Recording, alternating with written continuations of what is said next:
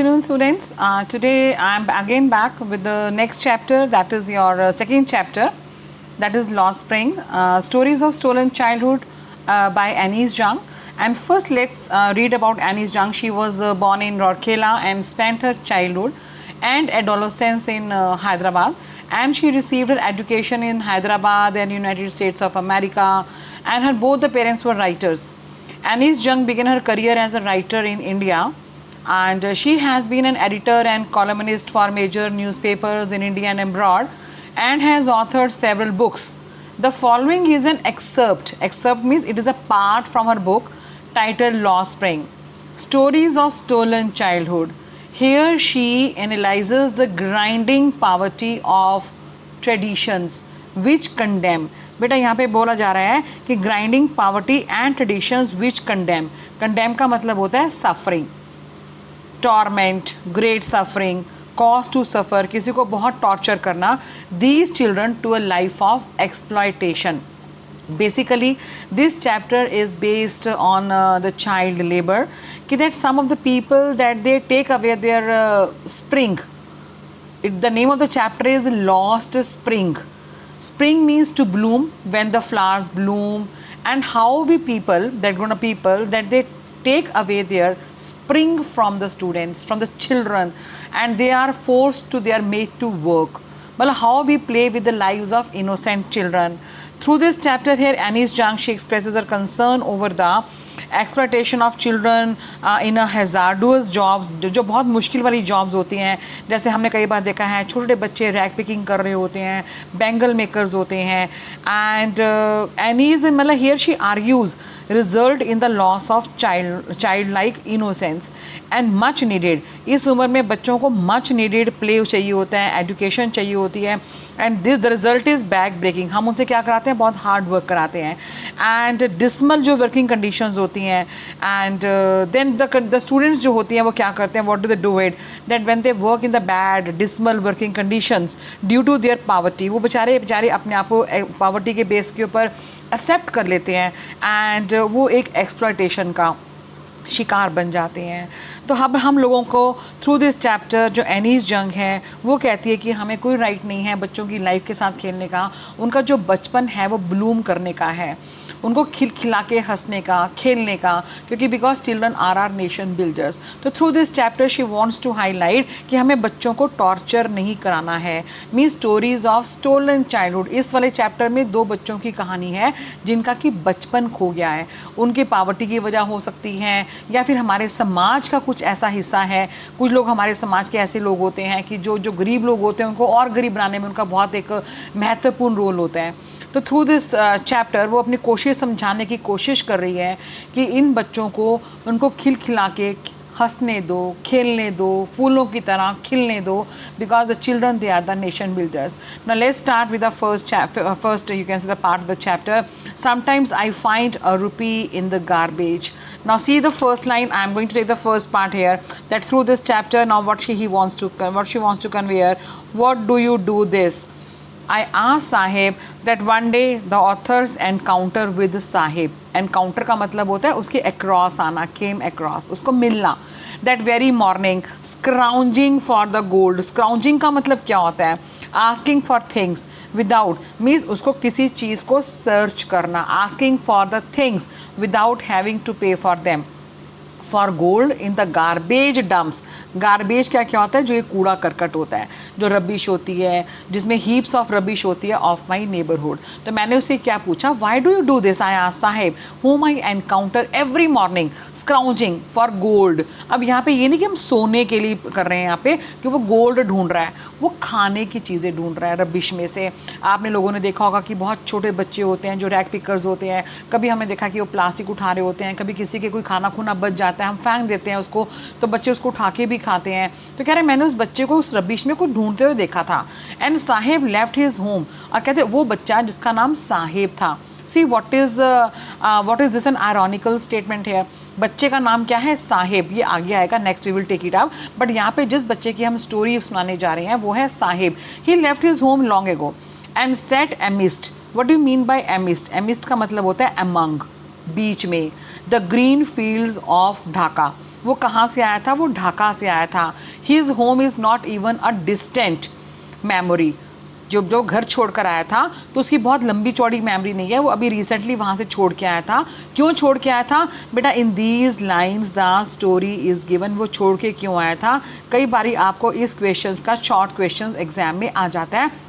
There were many storms that swept away. What do you mean by swept away? Swept away का मतलब यहाँ पे होता है uprooted, बस जड़ से उखड़ जाना. Their fields मीन्स सब कुछ तबाह हो गया था. And the homes. And his mother tells him that's why they left. इस क्वेश्चन में एक आंसर भी है, शॉर्ट क्वेश्चन भी है कि क्या हुआ था? Because of the storms. And looking for gold. This line is very very important. Looking for gold means looking for survival in the big city where he now lives. ये जो बच्चे हैं अपनी मम्मा के साथ यहाँ पे इसलिए आए थे ताकि इन्हें खाने पीने के लिए कुछ मिल जाए, क्योंकि उनके अपने गांव में सब कुछ ख़त्म हो गया था. तो then I have nothing else to do. What he says here, वो क्या कहता है यहाँ पे? I have nothing else to do. He mutters. What do you mean by mutters? Means अपने मुंह में हल्का सा ग्रम्बलिंग करना, धीरे धीरे से बुदबुदाना, धीरे से बोलना. Looking away. I have nothing. जैसे गुस्से में हम किसी को ग्रम्बलिंग करते हैं ना कि तुम मेरे से पूछ रहे हो. I have nothing else to do. He mutters looking away. Go to school. कहते हैं मैंने उसको क्या बोला?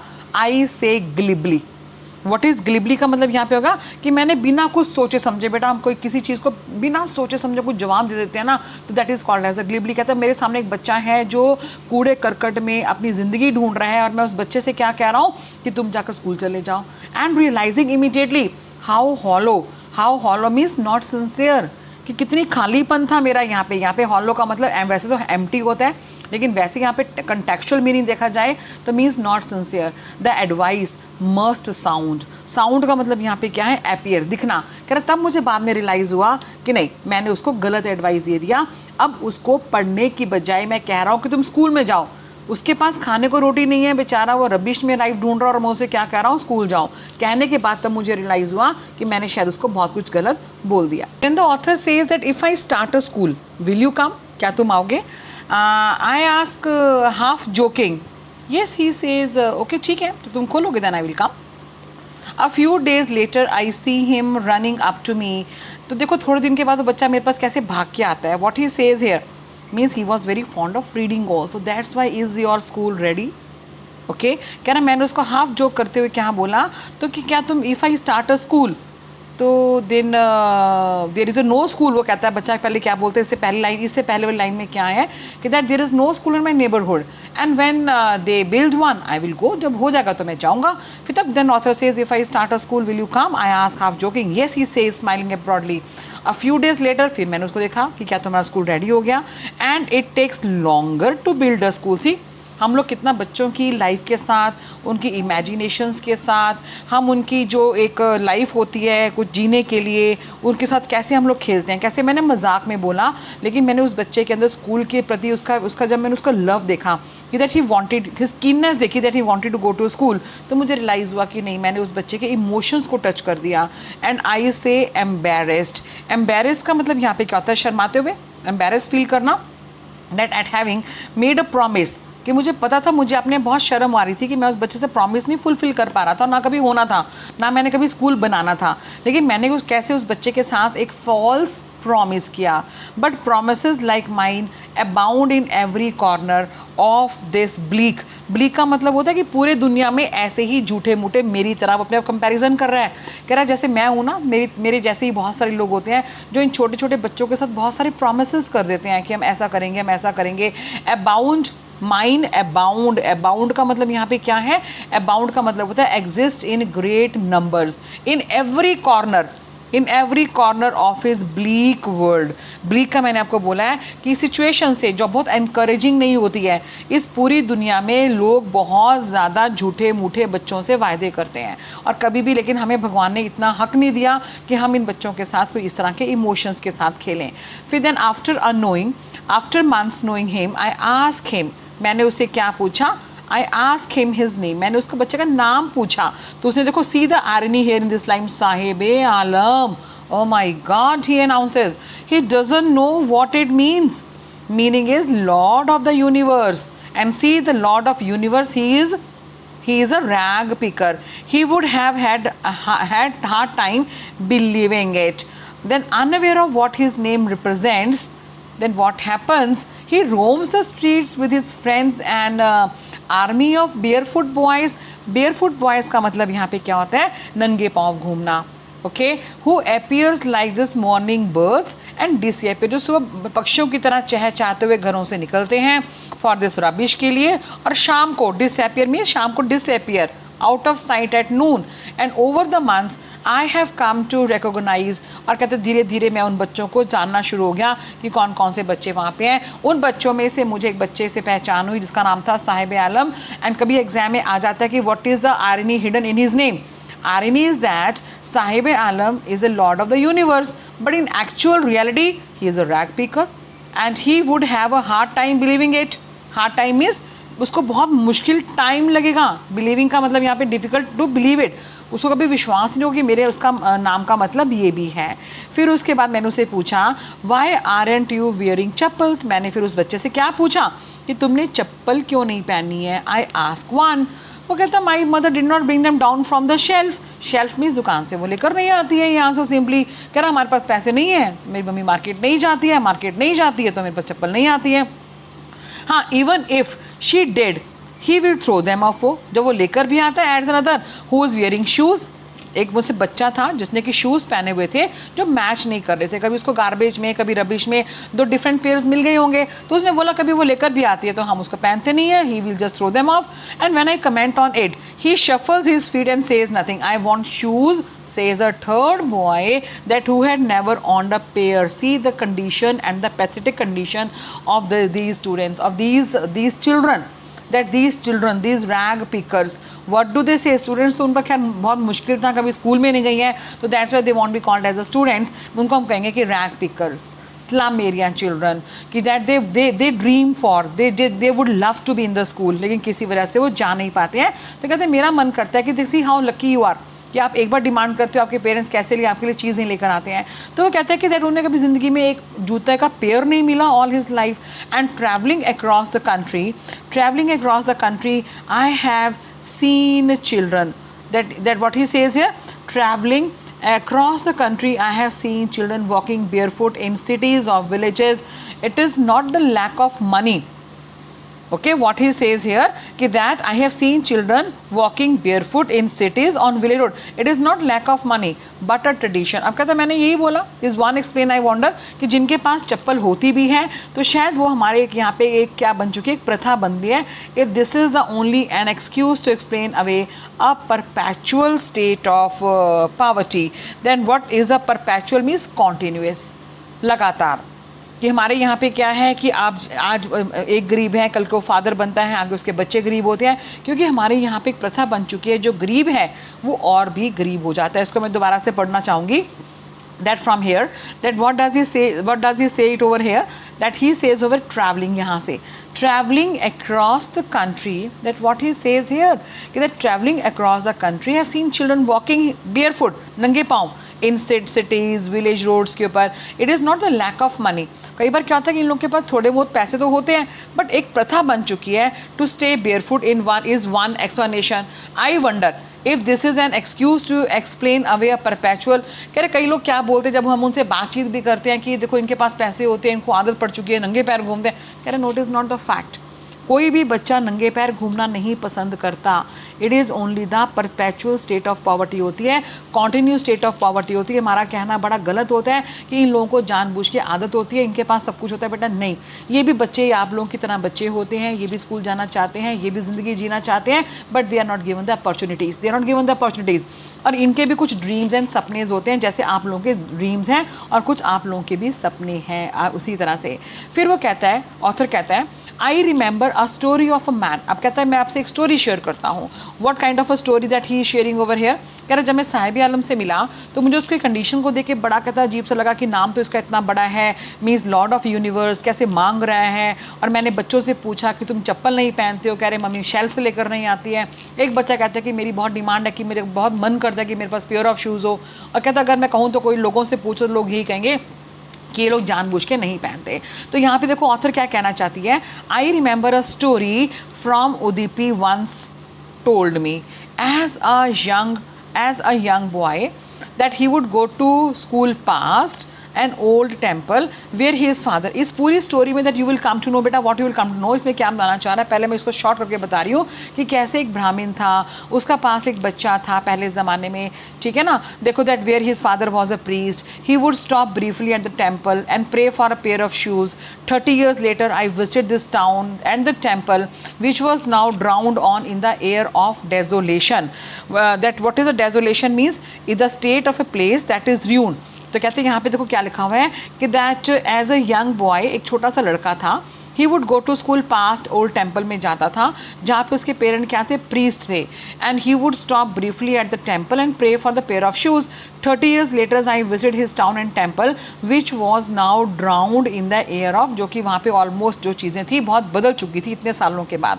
तो उसके बाद फिर हमें पोइट इसमें क्या हियर दैट द एनीस जंग that she narrates a story that, देखो बेटा इसको पढ़ने की ज़रूरत नहीं है, इसको थोड़ा सा इतना समझने की ज़रूरत है. What she wants to convey here, ये that in this line what she wants to convey here कि दैट इन दीज लाइन्स कि कहते मैंने देखा था, मैंने क्या देखा कि that I remember a story a man from Udipi once told me that as a young boy कि कभी पहले ज़माने में एक पंडित का लड़का होता था, वो भी भगवान के आगे प्रे करता था कि भगवान मुझे पेयर ऑफ शूज़ चाहिए. लेकिन 30 years के बाद लेटर उसने क्या देखा, व्हाट डिड ही से ओवर हेयर, ही सेज ना कि that looking at the boy I remember that the boy had pair let me see. फिर वो बाद में यहाँ पे क्या कहता है कि that what he says here कि the desolation in the backyard and where lived a new priest, there were red and the white plastic chairs, a young boy dressed in a, कहता है मैंने 30 years के बाद मैंने क्या देखा, what did he see after that 30 years के बाद. अब इस लाइन्स के अंदर आप पढ़ेंगे तो आपको उसमें 30 years नज़र आएगा. तो उसमें क्या दिया हुआ है, desolation in the backyard, they were lived, देखो where lived a new priest, there were red, there lived a young boy dressed in a grey uniform and then what he says socks and shoes.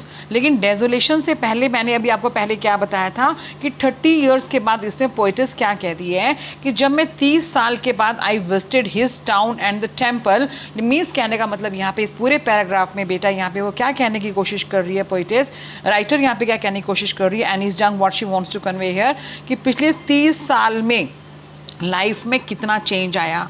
कि पहले तो एक पंडित के लड़के को भी pair of shoes के लिए हाथ जोड़ने पड़ते थे, और लेकिन अब क्या है कि now even he had also got a pair of shoes, let me never lose them. And the goddess that, what does the goddess say, the goddess had granted his prayer. See the goddess ने उसकी भी grant कर ली है. Young boys like his son of the priest now we wore shoes out many others like. लेकिन जो ये बेचारे रैग पिकर्स हैं इनके पास इनकी कंडीशन अभी वैसी की वैसी ही है. उसके बाद now he says my acquaintance का मतलब यहाँ पे क्या है, मेरी जो थोड़ी सी फ्रेंडशिप हुई थी इन लोगों के साथ with the barefoot rag pickers. मुझे कहाँ पर लेके गए, सीमापुरी में. कई बार आपको वहाँ पे वन वर्ड क्वेश्चन भी आ सकता है वहाँ पे कि give us the name of a place that where he went which was on the periphery. Periphery क्या होता है, जो बाहर के आउटर एज पे होता है. आपने देखा होगा दिल्ली के आउटर एज पे स्लम एरियाज बने होते हैं, तो वो वहाँ पे रहता था metaphorically. Those who live here are squatters who came. वो लोग कहाँ से आए थे, कई बार वन वर्ड क्वेश्चन ही हो रहा था 1971 में, और वो उसकी साहिब की फैमिली भी वहीं रहती थी. And Seemapuri that was then a wilderness means undeveloped. वो अभी भी अनडेवलप्ड थी. वाइल्डरनेस का मतलब undeveloped. If I talk about here what do you mean by this one, this is a wilderness means undeveloped area था. And it roofs of tin, ये सब आपको पता होना चाहिए. टेन तारापेन के वहाँ सीवरेज सिस्टम नहीं था, ड्रेनेज रनिंग आउट था.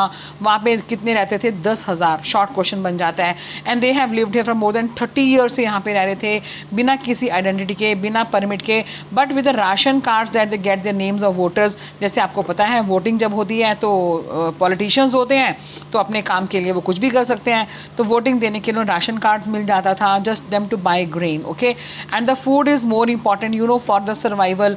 जीने के लिए हमें फूड बहुत ज़रूरी होता है. And at the end of the day we can feed a families and go to bed without aching stomach, ताकि वो बिना भूख के दर्द की वजह से वो सो सकें. उस वहाँ पे क्या था, no grain what does she say here? If at the end of the day we can feed our families and to go to bed without aching stomach, बिना पेन स्टमक के, we would rather live here in the fields that gave us no green. इससे better कि हम fields में रहने की बजाय अगर हम यहाँ पे रहें तो शायद हमें यहाँ खाने के लिए मिल जाएगा. एंड देन से a group of women in tattered. What do you mean bye tattered? Means फटी पुरानी साड़ी पहनी हुई थी. जब मैंने उनमें से एक लेडी को पूछा कि that why they left their beautiful land of green fields and rivers, तो उसको आंसर क्या मिला कि हम रात को भूखे पेट सोने के बजाय, ताकि पेट में दर्द ना हो भूख की वजह से, इन सब चीज़ों से बचने के लिए हम लोगों को यहाँ पे सर्वाइवल के लिए खाना ज़्यादा बेटर लगा, rather than to live in their own lands of the green lands of fields and the rivers. And wherever they find food they pitch. ऐसे जो ये होते हैं वॉन्डरर्स होते हैं, जहाँ पे इन्हें खाना मिलता है, कह रहा हम लोग वहाँ से ट्रांजिट हो जाते हैं from one place to another. And children grow up there. What she says here, children grow up in them and children grow up in them. और बच्चे बड़े हो जाते हैं और वो हमारे क्या बन जाते हैं? That they become a बहुत important question है, partners in survival. Survival means in earning the food. जीने के लिए पैसा बन जाते हैं. And survival in Seemapuri means rag picking. Rag picking है वहाँ पे. It means rag picking.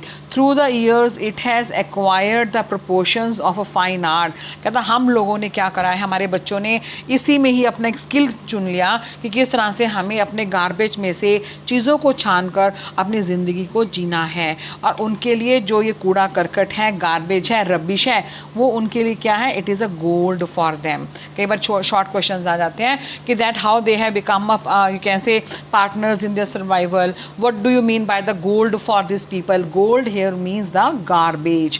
Garbage means rubbish. And it is there, वो उनकी क्या थी? Daily bread था. अ रूफ, जिसकी वजह से उनके सिर के ऊपर रूफ था. And it is if it is a leaking roof the child, it is for a child, but for a child it is even more. Means जिस तरह की लाइफ वो जी रहे थे अपनी वहाँ पे सीमापुरी के वहाँ पे पेरीफेरी में, आउटर स्कर्ट्स के ऊपर दिल्ली की में, तो कहने का मतलब है कि that for them garbage for them is a gold and it is their daily bread, a roof over their heads even if it is a leaking roof. But for a child, बच्चे के लिए ये बहुत ज़्यादा है. I sometimes find a rupee, even a 10 rupee note. देखो साहेब ने क्या बोला राइटर को, कई बार हमें इसमें से बाई चांस 1 रुपया भी और 10 रुपये का नोट भी मिल जाता है. And says his eyes lightning up. देखो उन बच्चों के लिए 1 रुपये की कितनी वैल्यू है और 10 रुपये तो उनके लिए पूरा का पूरा क्या है? जन्नत है. तो उसकी कहते कहते एकदम से आईज क्या होती है? शाइनिंग हो जाती हैं. When you can find a silver coin in a heap of garbage you don't. कह रहे जब हमें कभी 1 रुपया या 2 रुपये या फिर हमें 5 का सिक्का या 10 का मिल जाता था तो हम उसमें और ढूंढने की वजह से हम क्या करते थे? उस सिल्वर कॉइन को. सिल्वर कॉइन का मतलब यहाँ पे क्या है? मनी. और लेकिन वहाँ पे गोल्ड का मतलब क्या है? That is their garbage, rubbish heap for their survival. ताकि वो उसमें से कूड़ा करकट जो भी बाजार में सामान बेचकर जो पैसा कमाते थे, that is a rubbish for them. And it seems that for children garbage, उसके लिए उनका मीनिंग क्या था? Different for means to the parents. इसलिए गार्बेज का मीनिंग अपने पेरेंट्स से उनके लिए डिफरेंट था. उनके लिए क्या था? गार्बेज का मतलब क्या था? It is a wrapped in wonder, कि कभी हम पूरे करकट में हाथ डालेंगे तो पता नहीं हमें दुनिया में क्या क्या मिल जाए. और एल्डर्स का मतलब क्या था? ये क्वेश्चन बहुत इंपॉर्टेंट है बेटा, this question is very very important. कि कभी कभी इसका मीनिंग क्या हो जाता है कि बड़ों के लिए, चिल्ड्रन के लिए गार्बेज का डिफरेंट मीनिंग था. Means for there that wonders था, रैप्ड इन वंडर्स के लिए. और बड़ों के लिए क्या था? It means of the survival. One winter morning, कहता मैंने उसको क्या बोला? What did I do? One winter morning I see Saheb standing by a fenced gate of a neighbourhood club और watching 2 young man dressed in a white playing tennis. और कई बार ये भी शॉर्ट क्वेश्चन आपको बन जाता है, व्हाट कैन बी देयर, कि मैंने एक कौन सी मॉर्निंग को? विंटर मॉर्निंग को. कहाँ देखा? That he was watching that 2 players were playing tennis. Okay, उसने क्या बोला? I which game? Tennis. I like the game. He hums. Hums का मतलब क्या होता है? उसने अपनी धीरे सी आवाज़ में बोला कि yes, I just love to play this game. And while standing behind the fence, I go and then I go inside when no one is around. He admits. What does he admit? He admits the gatekeeper let me use the swing. कहते जब कभी वहाँ से लोग चले जाते थे तो वहाँ का जो गेट कीपर था वो हमें वहाँ से अंदर जाने के लिए इजाज़त दे देता था. तो कहता मुझे बहुत शौक था लेकिन लोग हमें अलाउ नहीं करते. और कहते साहिब ने 2 इज़ वियरिंग टेनिस शूज़, उसने ही पहने हुए थे लेकिन वो क्या थे? Strange over his discoloured. उसने किसी ने फेंके होंगे बेटा, उनके लाइफ क्या है, इट मीन्स अ सर्वाइवल। कभी उनको कुछ खाने के लिए मिल जाता है, कभी उसके अंदर कूड़े करकट में कभी कोई कुछ मिल जाता है, कभी कुछ मिल जाता है, कभी टॉयज मिल जाते हैं, ठीक है ना। तो कहने का मतलब है for them it is it means that is what for them it is wrapped in wonder, क्योंकि उनके लिए जो गार्बेज है वंडर से भरा हुआ है कि कभी कुछ भी उनसे मिल जाता है। लेकिन उनके पेरेंट्स के लिए क्या है, जो गार्बेज है, it is a means of their survival. ये दोनों मीनिंग्स डिफरेंट है यहाँ पे। तो to which it standing behind the fence, I go inside when no one is around, he admits the gatekeeper let me use the swing. तो gatekeeper उनको swing use करने के लिए दे देता था। और जब मैंने साहिब को देखा तो उसने भी वो पहने हुए थे। और बेटा कई बार क्या होता है कि हमारे बहुत डिस्कार्डेड शूज़ होते हैं, हमारे में शूज़ में कई बार छोटा सा होल हो जाता है तो हम उसको फेंक देते हैं। लिखा ना, discarded shoes of the one of the rich boy who perhaps refused to wear them because of a hole in one of them। कई बार बड़े अमीर घर का एक बच्चा होता है, उसके बीच में कई बार शूज़ के बीच में होल हो जाता है तो वो फेंक देते हैं, उनके लिए वो डिस्कार्डेड प्रॉपर्टी बन जाती है। लेकिन कभी हमने ये नहीं सोचा कि जिसके लिए डिस्कार्डेड है और किसी के लिए तो किसका ड्रीम है कि वो बच्चा उस शूज़ को पहनना चाहता है, वो भी गेम खेलना चाहता है। लिखा ना, for one who has walked even shoes with a hole, वो उसकी कई बार वो पहनने से भी उनका क्या होता है, that their dreams come true, but the game he is watching so intently is out of his reach. Intently का मतलब क्या है, जिस गेम को बड़े ध्यान से देख रहा था, इंटेंटली मीन्स डीपली उसको देख रहा था एंड अटेंटिवली देख रहा था, इंटरेस्ट के साथ देख रहा था, लेकिन वो उसके आउट ऑफ हिज रीच थी। क्यों? क्योंकि कभी उस बच्चे ने कभी जाना ही नहीं है उस गेम के अंदर, ना को किसी ने उसको देना है, चांस देना है, because those people are poor people. This morning Saheb is on his way to the milk booth, ठीक है ना, and in his hand is, उसके हाथ में क्या पकड़ा हुआ बेटा, उसके हाथ में एक स्टील कैनिस्टर पकड़ा हुआ है, ठीक है ना, स्टील का एक बॉक्स पकड़ा हुआ है, कैनिस्टर। अब वो क्या कहता है उसको, राइटर को, I now work in a tea stall round the road, he says pointing in the distance, और मुझे उसके कितने पैसे मिलते हैं, 800 रुपये, एंड ऑल माई, मुझे खाने का फूड मिल जाता है। Does he like the job, I ask. His face, I see, has lost the carefree look and the steel canister seems heavier. These lines are beta very very very very very important, that what is being told here, that what he wants to say here. His fence, I see that I see has lost the carefree look. अब वो पहले वाला बच्चा नहीं था, he has lost his बचपन, he has lost his childhood, जहाँ उसके खेलने के दिन थे, मस्ती मारने के दिन थे, अब वो क्या कर रहा है, what is he doing it, that he has started earning. Now the steel canister seems to be heavier than the plastic bag he would carry, he would carry so lightly over his shoulders, and the bag was his. At least he was the master of his own life now. The canister with the lid for holding tea etc. belongs to the man who owns the tea shop, and now Sahib is no longer the master of his own. Beta life तो वही होती है कि when you become the master of your own life, but now he had to work as an employee under the shopkeeper who used to sell the tea. This child also wanted to study, to go to school. He wanted to become a tennis player also, but due to the lack of resources, due to his poverty, he couldn't fulfill. वो अपनी ambitions को पूरा नहीं कर पाया। और कुछ हमारे समाज के भी ऐसे कुछ gentle people are there कि जो इन बच्चों के ऊपर पैसा ना खर्च करने की बजाय हम कहीं और जगह खर्च कर देते हैं। लेकिन अगर हमें इन बच्चों के ऊपर भी पैसा खर्च किया जाए, अगर हम इन बच्चों के ऊपर भी अगर हम ध्यान दें तो हम भी शायद इन बच्चों की ज़िंदगी को सुधार सकते हैं, क्योंकि ये भी एक बच्चे हैं जिनका हमने बचपन खींच लिया, बचपन छीन लिया। लॉस्ट स्प्रिंग, जो ये उनका खेलने का टाइम था, जो उनका बड़े होने का टाइम था, जो उनका ब्लूम करने का टाइम था, ब्लॉसम करने का टाइम था, वो सब हम लोगों ने छीन लिया। तो through this story Anees Jung she wants to convey here कि दैट इन बच्चों को भी जीने दो, इन बच्चों को भी बाकी बच्चों की तरह इनको भी ब्लॉसम करने दो, खिलने दो फूलों की तरह। और हमारा फ़र्ज़ बनता है कि हम हर बच्चे को उसके स्कूल तक पहुँचे जो कि उनका राइट है। तो through this first part she wants to convey each and every child is important, and now she has conveyed the message through the story of Saheb Alam. How did he want to become a tennis player, he wanted to become a master of his own destiny, but he due to the lack of resources, due to his poverty, that at last he had to accept his fate, he had to work under the tea shopkeeper, and now he was no more the master of his own destiny, and how he was burdenized, how he was burdenized with the burden of poverty, किस तरह से उसके कंधे के ऊपर गरीबी का उसके ऊपर बोझ था। तो इसी तरह से हम नेक्स्ट बेटा पार्ट में लेंगे I want to drive a car, again drive a car, it's a story about a Mukesh. मैंने आपको बेसिक मीनिंग समझा दिया। लॉ स्प्रिंग का मीनिंग यहाँ पे क्या है कि किस तरह से हमने बच्चों की उनकी इच्छाओं को, डिज़ायर्स को पूरा करना है, और हर बच्चे के अंदर एक कीननेस और एक डिज़ायर होती है, और हर बच्चा कुछ ना कुछ लाइफ में बनना चाहता है। लेकिन हमारे समाज के कुछ ऐसे रीति रिवाज हैं कि जैसे रीति रिवाज क्या मैं कहूँगी, मैं बेटा यही कहना चाहूँगी कि जो हमारे समाज में पहले से ही पुअर है, हम कभी उन लोगों को मौका ही नहीं देते ऊपर आने के लिए, हम उनको निप कर देते हैं। तो अगर हम ऐसे बच्चों को, उनको ड्रीम्स को फुलफिल करने में हेल्प कर सकें तो शायद हमारे देश तरक्की की तरफ जाएगा। Definitely that day is not far away when there won't be any poor boy या पुअर चाइल्ड दैट